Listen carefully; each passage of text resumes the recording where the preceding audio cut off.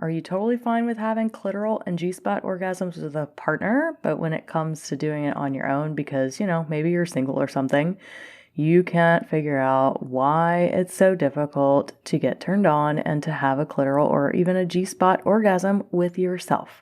Well, in today's episode, you get the opportunity to hear me coach our second anonymous caller who is recently out of a relationship and is wanting to be able to give herself clitoral and G-spot orgasms. Well, this might be annoying to hear, but guess what? It ain't about a tip, trick, or technique on how to do it, my loves. Find out why in today's episode, where you're going to hear us really uncover what is at the root of not being able to give yourself the type of pleasure that you really desire. I'll give you a hint. It might have something to do with feeling worthy of it, not being afraid of living up to some unrealistic expectation that you have put on yourself, and maybe the reason that it's hard for you to give yourself G-spot and clitoral orgasms is because you just don't love your pussy.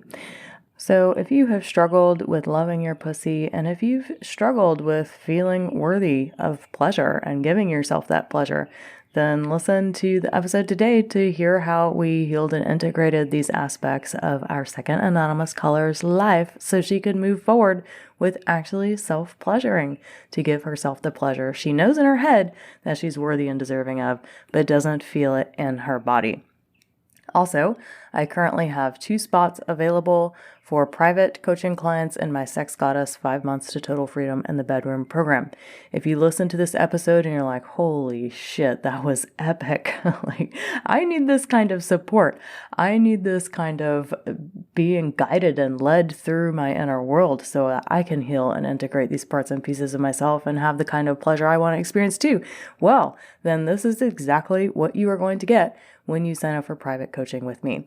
All you got to do is head to the link in the show notes to book a call and apply, and we're going to hop on a call and see if it's a good fit for you. In Sex Goddess 5 Months to Total Freedom in the Bedroom, you will get bi-weekly coaching calls with me for 5 months. You will get lifetime access to the Sex Goddess member library, and this is the best of both worlds. It doesn't work just to do embodiment practices and breath work. And it doesn't work just to do the deep inner work and healing. You've got to have both if you want to feel like a sex goddess, to live as a sex goddess, to have the pleasure and the orgasms and all the things that you want in your sex life and relationship. It's going to require that you do the embodiment work, like the JDIG practice, the breath work, the meditations, and all that. And it's also going to require that you heal and integrate the parts and pieces of your deep body, mind, and your unconscious mind so that they get on board and that both of these 2 pieces are working together to create the sex life and the relationship of your dreams. That is what you get when you sign up for Sex Goddess 5 Months to Total Freedom in the Bedroom. So yeah, there's lots of healers out there that are doing the embodiment work, they're doing the breath work, but they're the healers that need to be healed. They're not doing the inner work for themselves. And then I've got all of the high-achieving women who've been to therapy for years and years and years, but they're not actually doing the embodiment work. So they're doing the deep inner healing work sometimes, if they're with a really good therapist, but definitely not all the time.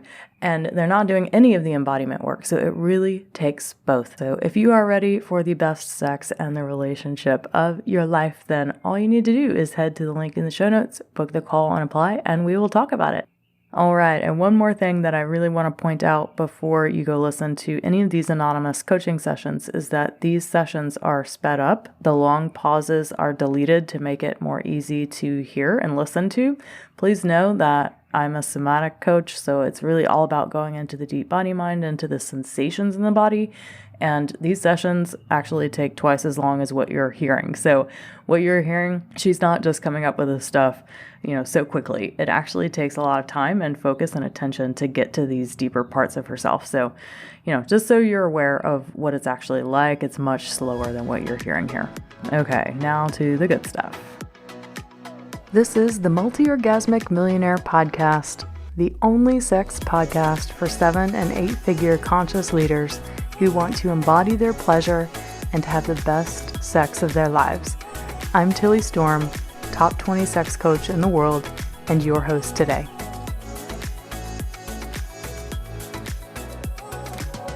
So the goal that we're going to work with today is around being able to have a clitoral or G-spot orgasm on your own.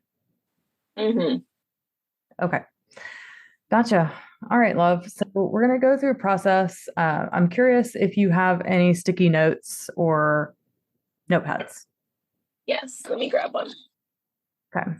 So once you get your sticky notes out, I'm going to invite you to write on one, the number 1, and then on another one, the number 2. And you're going to write the 10 numbers on 10 different sticky notes. Okay. And when you're done with that, you're going to place them on the floor in a ladder. 1 to 10 up. Exactly. So you're just going to place them on the floor about 6 inches apart, maybe a foot apart if you have enough room. And it doesn't really matter how far, just, find what works for you.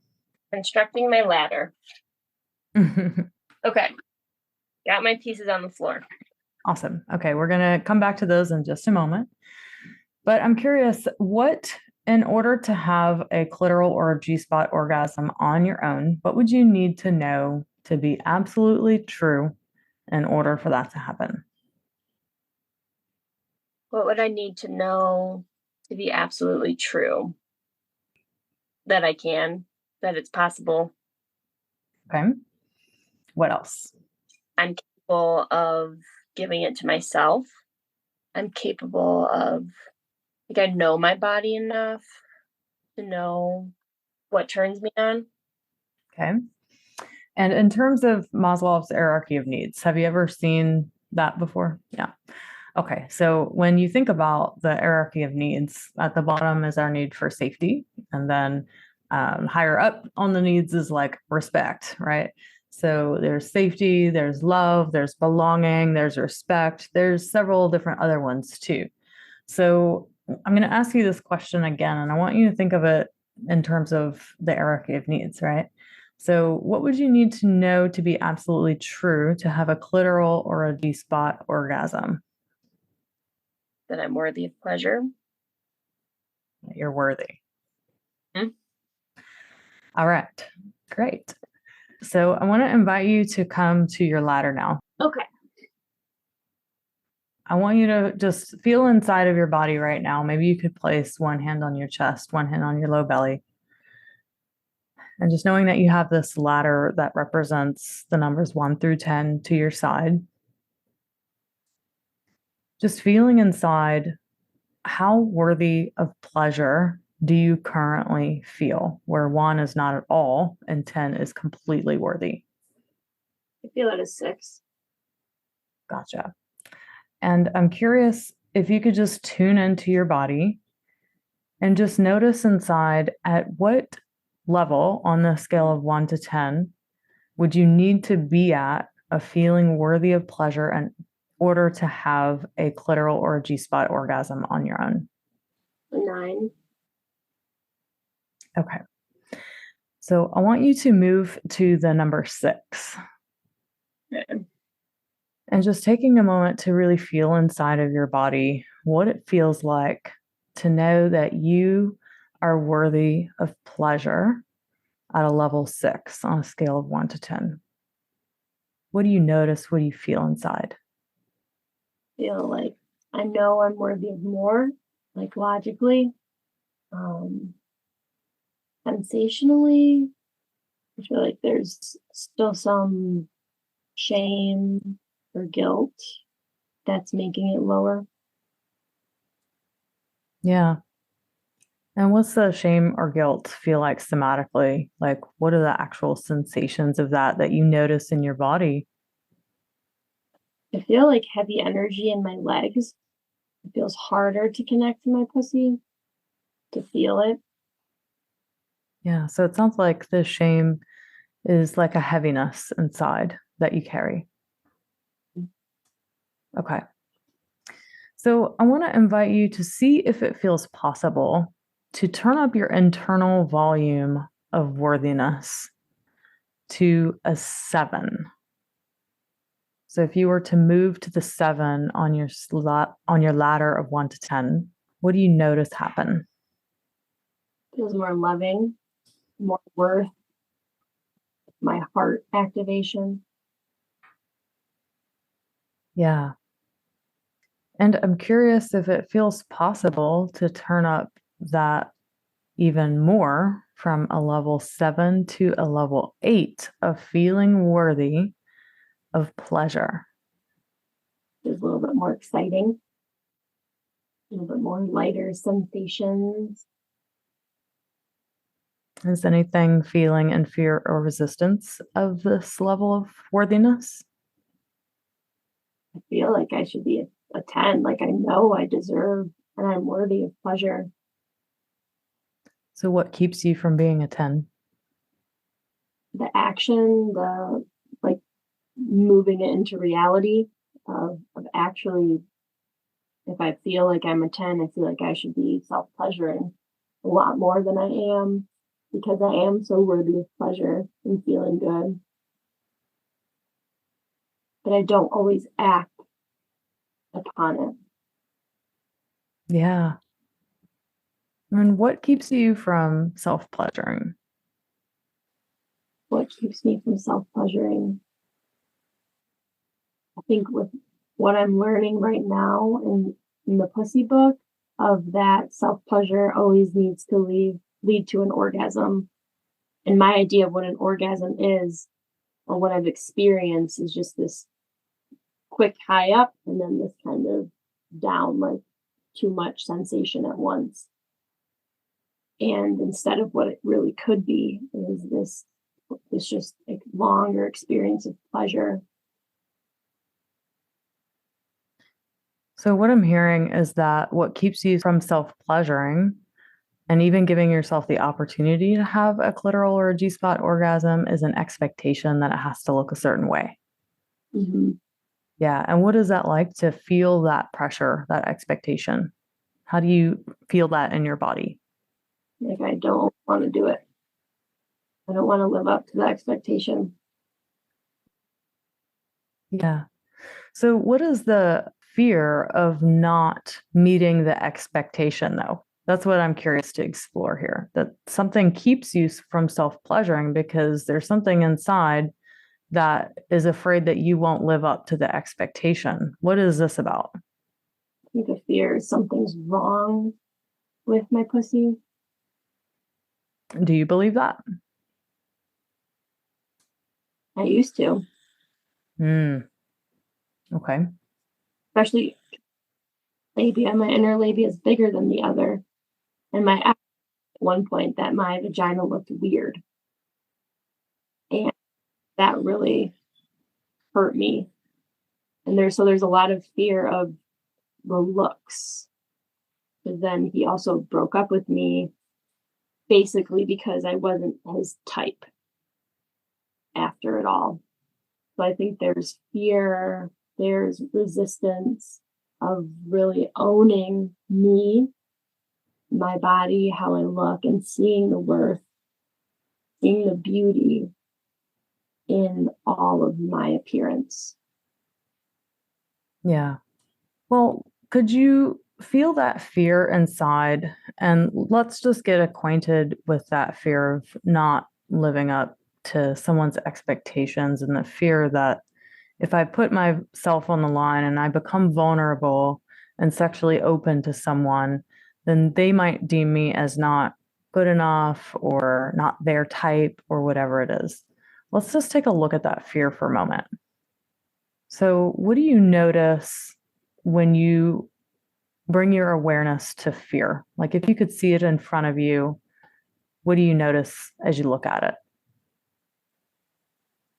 Like a little devil creature. Yeah. And what does that fear want or need from you in this moment? Forgiveness and acceptance. So, does the fear want you to forgive it and to accept it? Mm-hmm. Okay. And what is the purpose of this fear showing up right now? I feel like it's showing me there's still wounding, there's still healing that needs to be done. What's wounded? What needs to be healed? My relationship with my pussy. Okay. So it sounds like the fear just wants to be accepted. And is that something that you can offer it? Yes. But it feels like it doesn't want it. It's like a snarky little sarcastic fear. Uh-huh.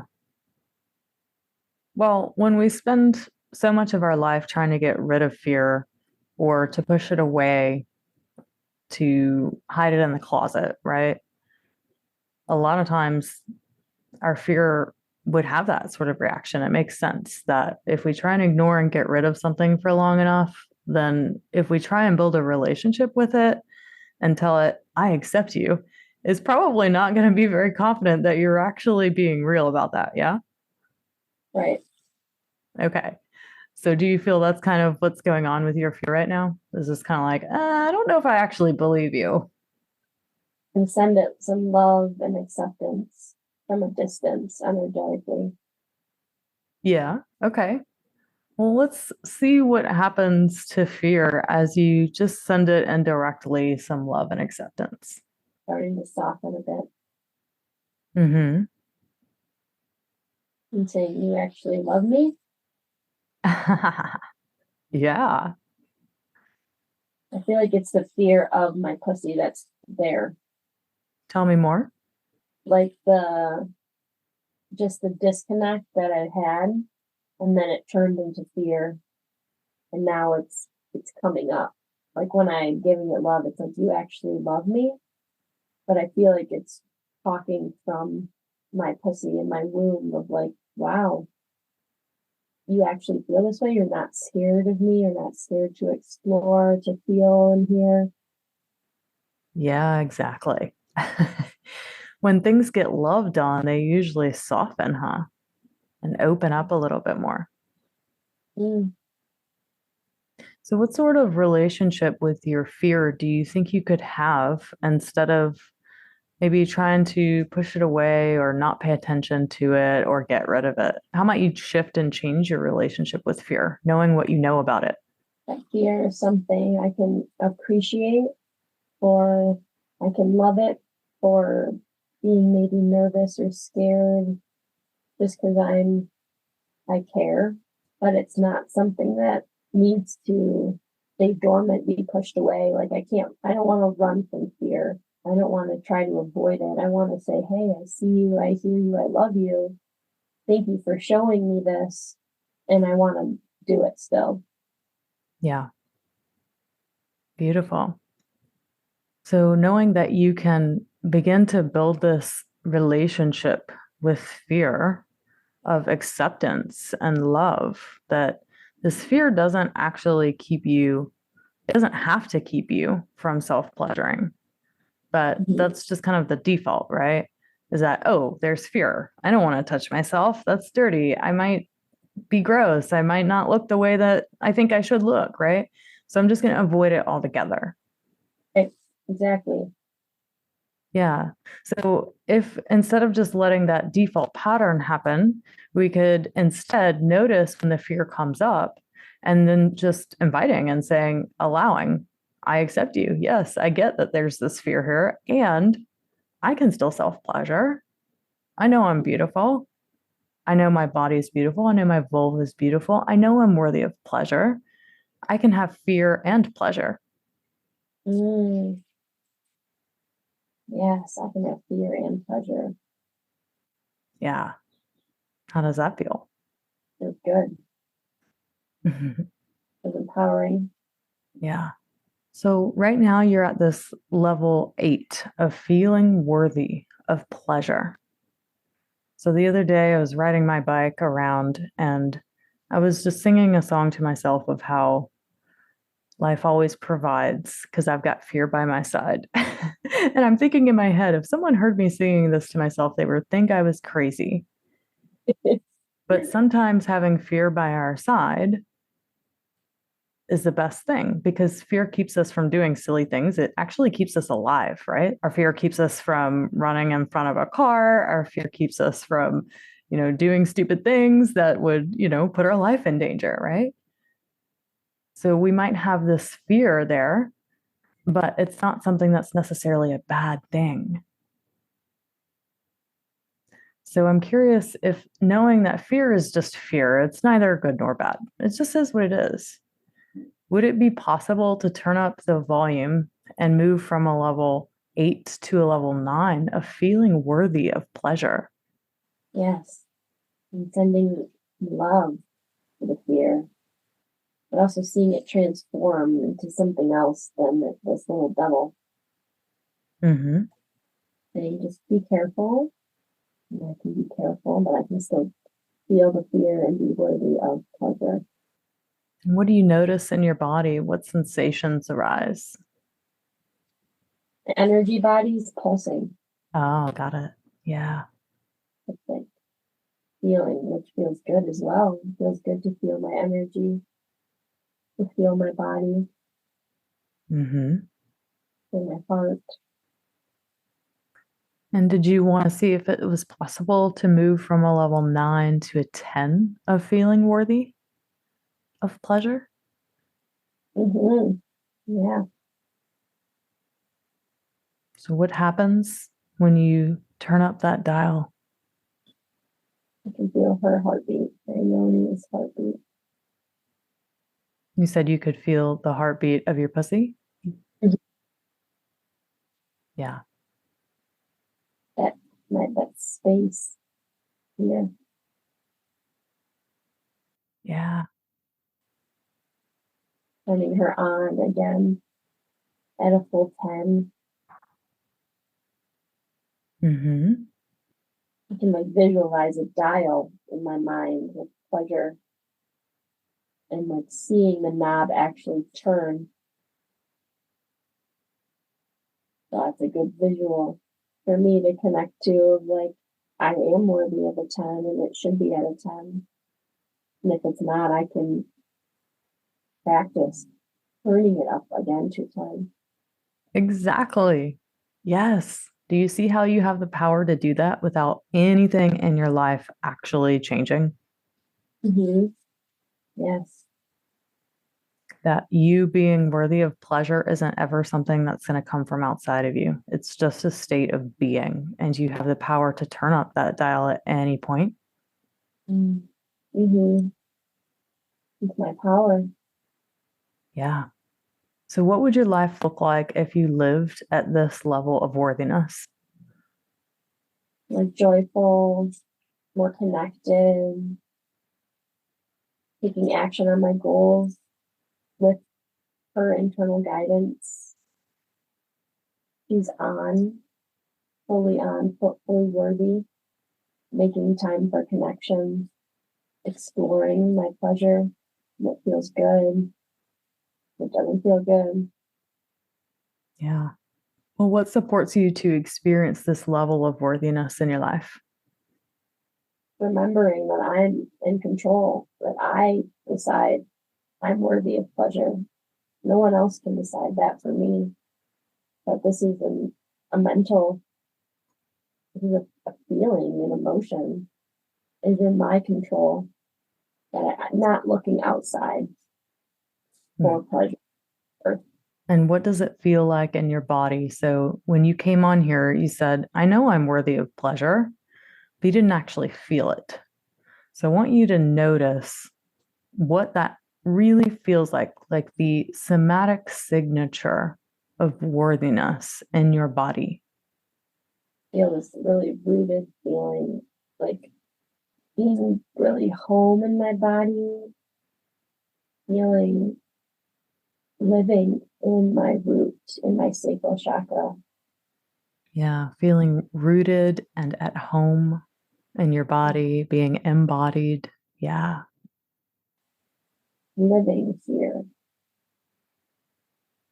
in a body that's worthy of pleasure.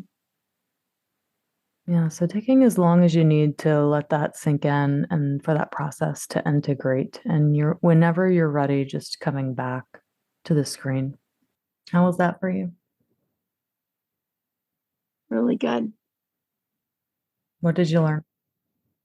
I learned that I'm absolutely 100% worthy of pleasure, and the fear and not feeling worthy stopped me from experiencing or doing a lot of things in my life, and that I can have any of those experiences that I want because I am worthy, inherently worthy. I deserve to receive pleasure from myself and from other people, and acting from this place of confidence from a deep rooted worth is within me. Yeah.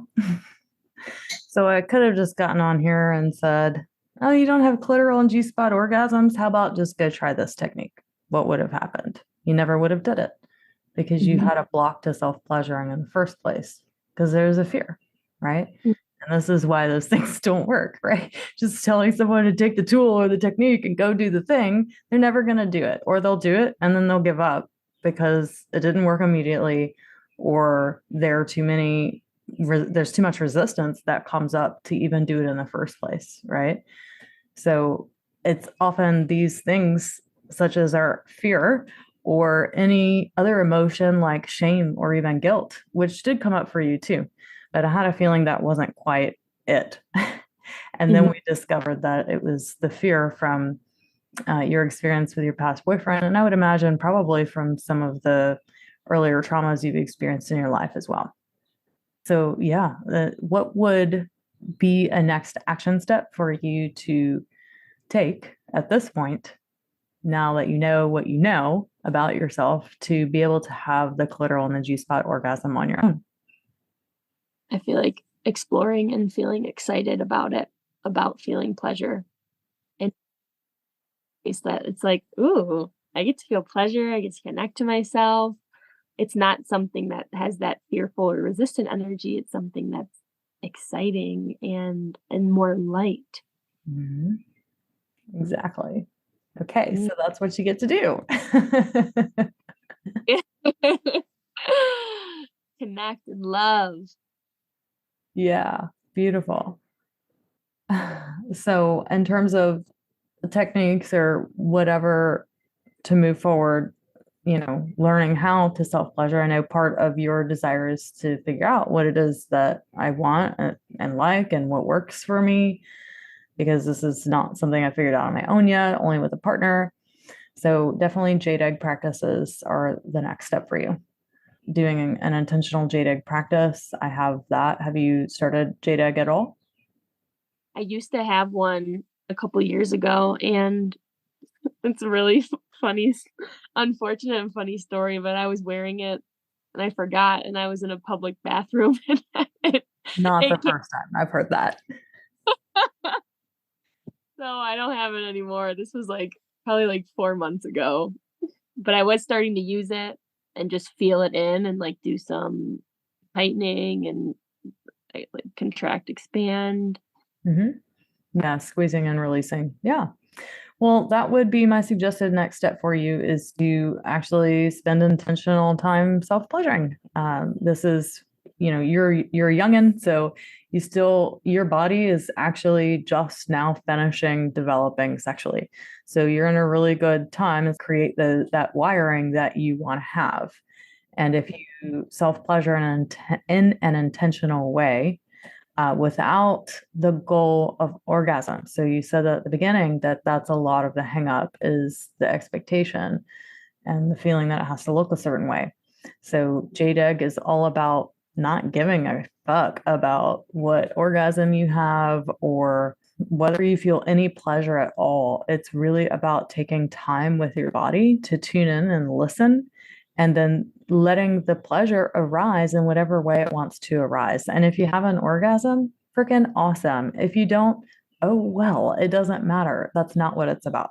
So this is where you can take the pressure off because there is none, right? And that's what's so Mhm. great about intentional self-pleasure, is that who cares if you don't have an orgasm, It's not like there's a partner whose ego is going to be bruised if you don't, right? True, true. Yeah. It's just time to feel. Yeah. Exactly. So is that something you could commit to doing? Yeah. I feel ready to buy another one. Okay. Great.